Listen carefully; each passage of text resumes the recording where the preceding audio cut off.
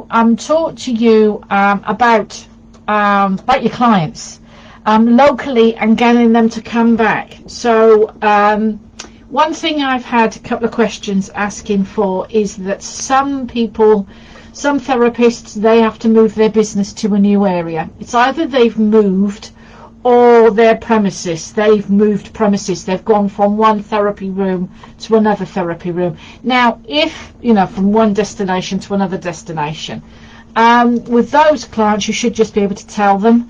Yes, if it's part of somebody else's list, you don't take the list with them and you don't contact them, because it's GDPR and it's not fair on the business person who owns that building, who runs that clinic, if you're taking your clients with them. If you're contacting the clients once you've left, they are your clients, yes, but it's also their clients. They've got those clients for you, so I wouldn't be contacting them once you've left the building.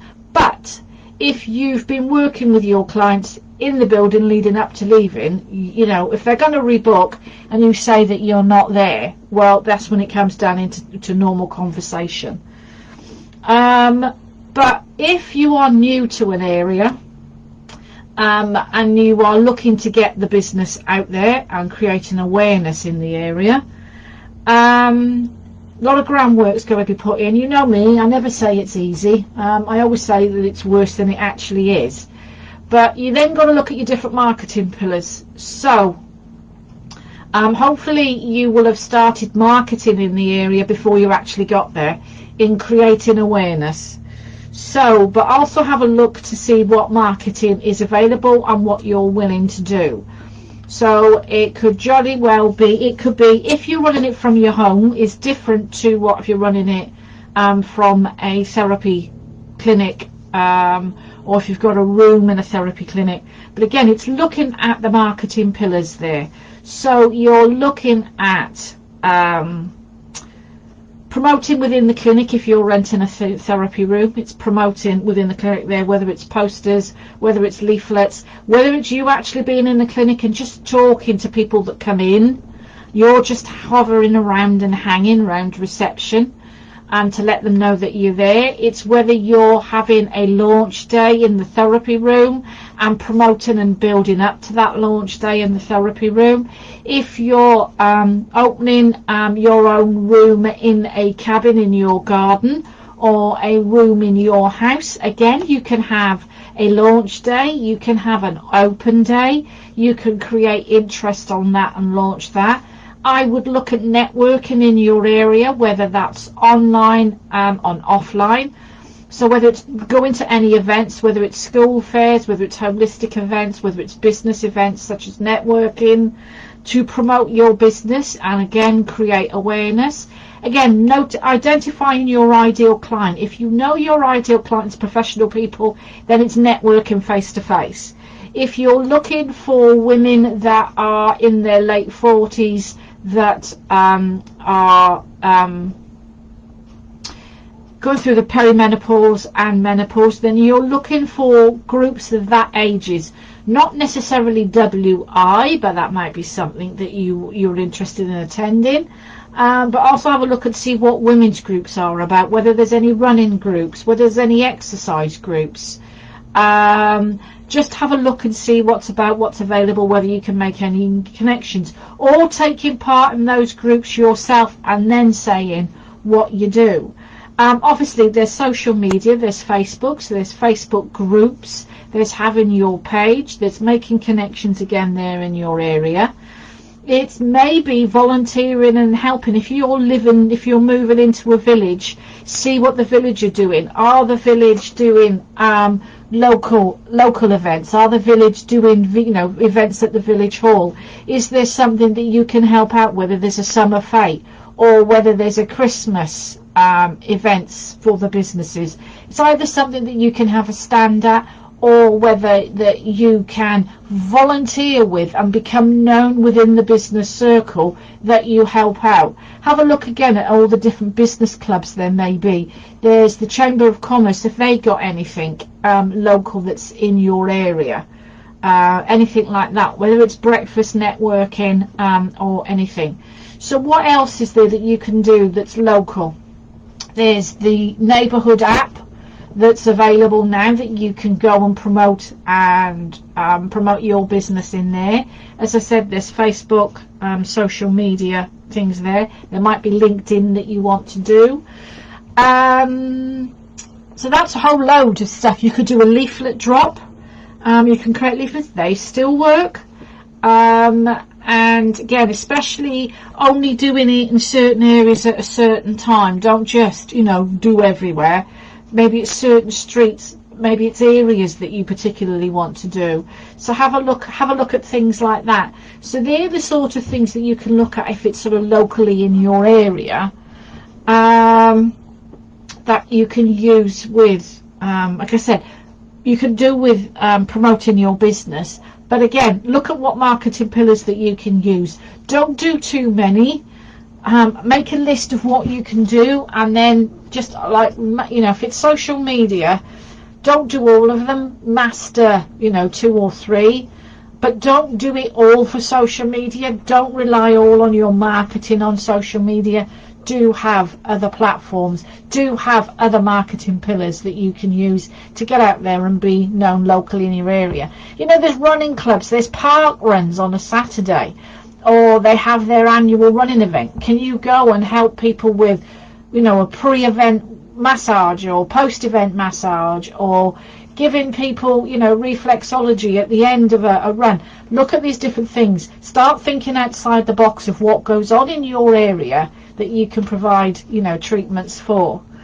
When it comes to clients, if you've got clients already and they haven't been seen you for a while, maybe you've had somebody there and you say, all right, ready for your next booking, and they go, oh no, haven't got time, and I haven't got my diary with me, don't know when I'm next free, or I'm going on holiday, so I'll get in touch when I come back with you soon. If you haven't heard anything, text them, find out how they are. Do they have a lovely holiday? Just dropping in to check in on them. Remind them that you're there, because we're all busy. Everybody's busy with their lives. We know what it's like at the moment. So just remind them that you exist, and that you're checking in with them. Are they ready to book a next appointment, or just check in and see how they are? Do they have a lovely holiday, or are they sleeping better? Check with their back, stuff like that. So you can text them, email them. Just say to them, hi, dropping in. You asked me to remind you because you didn't have your diary when I last saw you. Do you want to book in for your next appointment? Have they signed up for your newsletter? Again, dropping in with that monthly will remind them that you exist, that you are there, and what they're missing out on. If they haven't dropped in your newsletter, again, text them with the link, email them with the link, and make sure that you're putting that link on your social media. Again, I saw a post from somebody that Facebook had removed their page.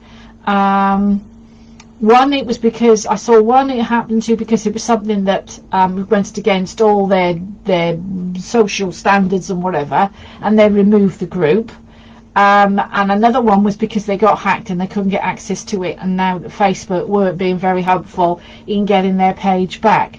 This is why I always say, please don't have everything sold purely on social media. If they make connections with you on social media, then take them to their website and to sign up for a newsletter or something, so that you've got their details. That's what we've got our consultations form for. We get their details through there.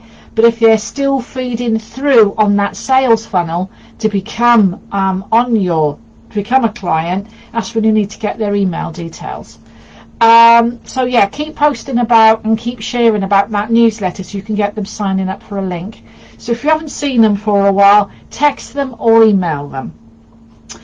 Well, you've got clients that are coming back. Every now and again, do them something special for them.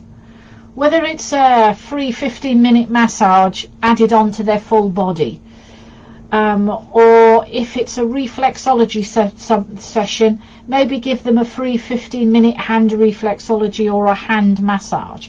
Or if they're having a facial, give them an extra 15-minute foot massage or hand massage, or a little bunch of flowers when they come to see you, or some chocolates or something, just something to make them feel special, so that they'll walk away thinking, one, they've really enjoyed their treatment, but secondly, that's really thoughtful of you.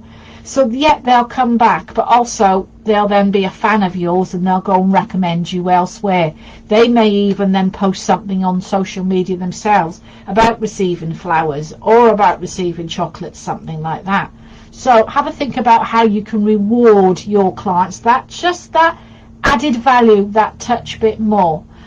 And also then about so that's going to help with rebooking and making your clients feel special.